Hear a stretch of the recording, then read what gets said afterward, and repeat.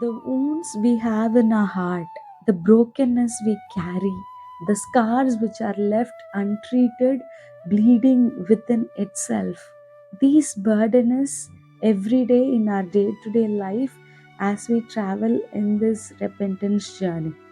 But God doesn't call us only to repent, but God also promises us restoration and renewation as we get back to Him. That's what God has promised to Israelites and us too. Let's see more about this healing, restoration, and renovation God is doing in our lives.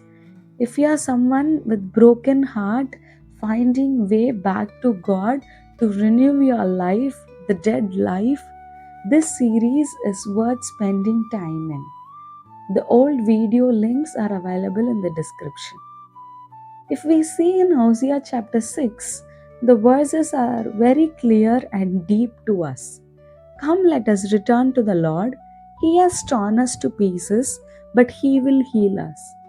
He has injured us, but He will bind up our wounds. After 2 days, He will revive us. On the third day, He will restore us. And the verse continues that we may live in His presence. That's the true essence of repentance, to live with God. And He will come to us surely as the sun rises. So we are going to pray to God to offer us the healing. Imagine if you have a wound on your physical body. If you leave it untreated or if you keep it covered, it will not heal. But we submit when we go to a doctor. Likewise, when we submit to God, God cleans the wound. It may feel like burning, it may be so painful, but it is so worth to endure the pain so that we can live with God eternally. We can feel the presence of God again. Let's walk in this repentance journey together. He has torn us to pieces. We may have hidden something. We may have forgotten the things we did bad or the things which hurted us by diverting with many things. But when we repent, God is going to heal every inch of our soul to make it refreshed and renewed and connected with its creator. Let's pray for to God to heal us. Let's plead God to heal us and give us the strength to bear with the pain. Let's pray.